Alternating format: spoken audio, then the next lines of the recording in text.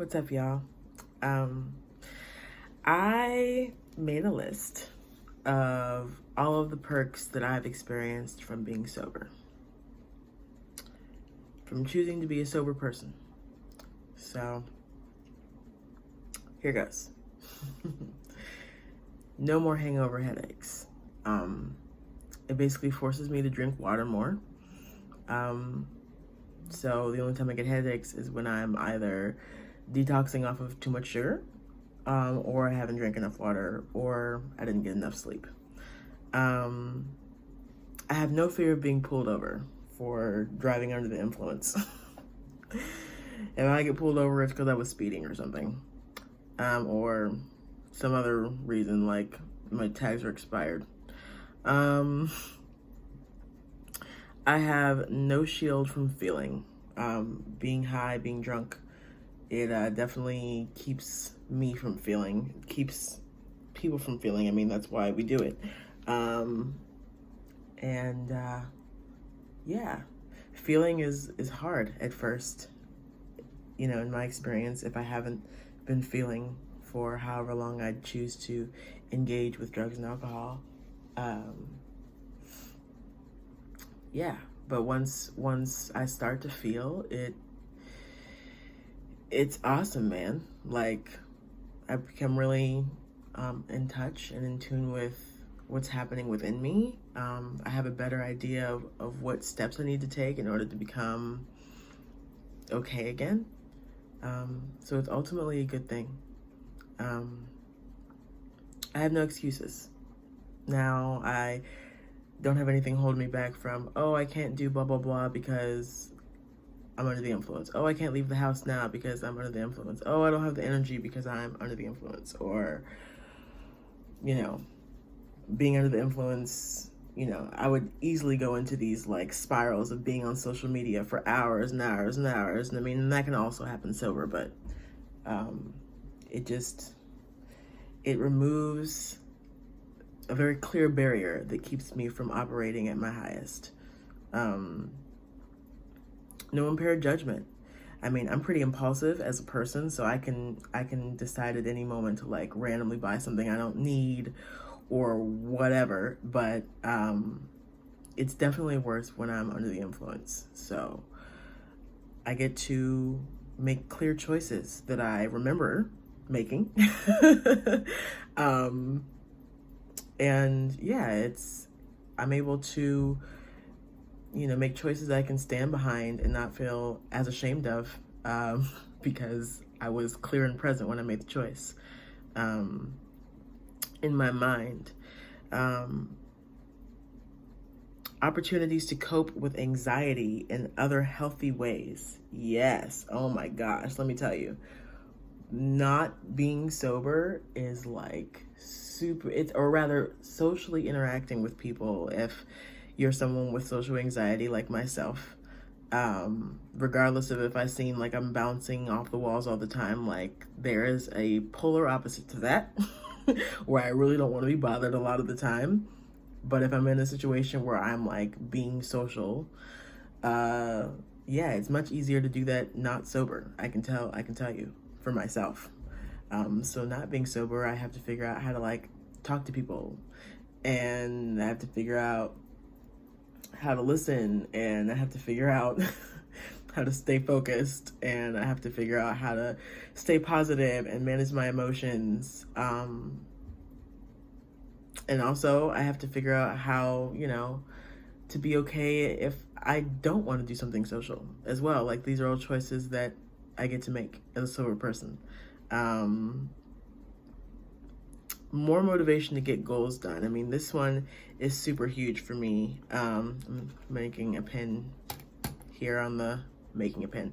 I'm making it from scratch. I'm putting a pin here on the page so I don't get lost. Oh my gosh, my motivation to get things done was like zilch. I mean, you know, there'd be like the rare occasion where I'd be like, I'm gonna clean the kitchen if I was like high or something, or if I was drunk. But it didn't happen a lot. Typically, I become super lazy and super unmotivated to do things. And when I'm sober, even if I am having a lazy day, it doesn't last as long, those experiences, like those bouts of not wanting to do anything. There's typically something that rises up in me that's like, it's time to get things done. Especially if they're not even just things that I am responsible for, but things that I want to do. Like maybe there's creative projects I want to start. If I'm not sober in my mind, there's no way that stuff is going to get done, or it's not going to get done to the level of expertise, or the level of like, it's not going to be as good as it can be, basically. More energy to channel towards being creative. Now, there's this thing that I used to believe that, when I'm under the influence, I'm so much more creative. My process is so much more lucid. Yeah, it feels that way, but literally it's scientifically proven that being under the influence of drugs and alcohol literally destroys your creativity. Like, anytime that I've played back like freestyles or whatever that I've done when I was under the influence, it's garbage. Like, it's not as good as I thought it was. I was convinced that it was the most genius shit I ever came up with in the moment, and it wasn't. I've written way more stuff when I'm sober, and I've been way more creative and impressed myself way more. And my theory with that is that it's hard to be sober. It's hard to do life being a present person. So of course, I've got all of this energy and all of this attention to pay to detail and focus and unearthing these really elaborate, intricate stories that are like creative and take you on these fun trips and stuff. Because I'm literally writing myself or creating myself out of my pain and suffering. And not to say that great art can't be born of just joy and comfort, but I do really feel like it is a useful tool for just coping with the challenge of being alive on this earth, especially if you're someone who struggles with addiction. So being sober gives me more reason to eat better and exercise. Just once I'm sober, if I'm still eating like garbage, if I'm still eating how I used to eat when I was, regularly not sober, then I'm probably, for myself, gonna be tempted to pair those eating behaviors and those not doing much with my life behaviors with, oh, it'd be great to smoke right now. Oh, it'd be great to drink right now. It's just like, Or you could like eat better, sleep better, get yourself up, dance, go for a walk, do some yoga, do some CrossFit, do some capoeira, I don't know, anything along those lines that's healthy for you. And I feel better when I do that. I feel more fulfilled. And guess what? When you do exercise, endorphins make you happy.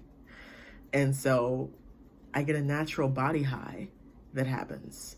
And when I exercise, I also sleep better.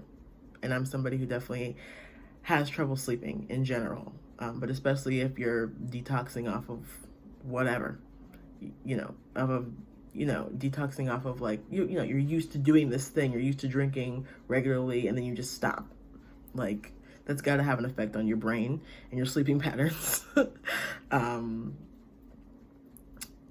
It helps me stay younger, and it helps me to look younger, especially if, I'm choosing to not only be sober, but like I just mentioned before, like taking good care of my body.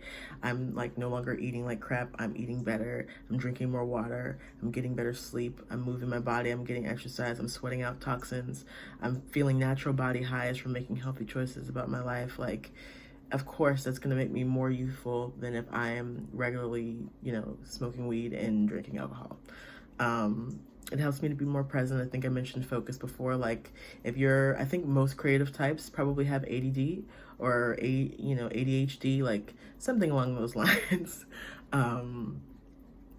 But if you're someone who struggles with that, like I do, or really any other disorder, like I also have OCD. Like, and I used to think it was something that, you know, it's just something weird about me as a person until I found out it's an actual disorder. um,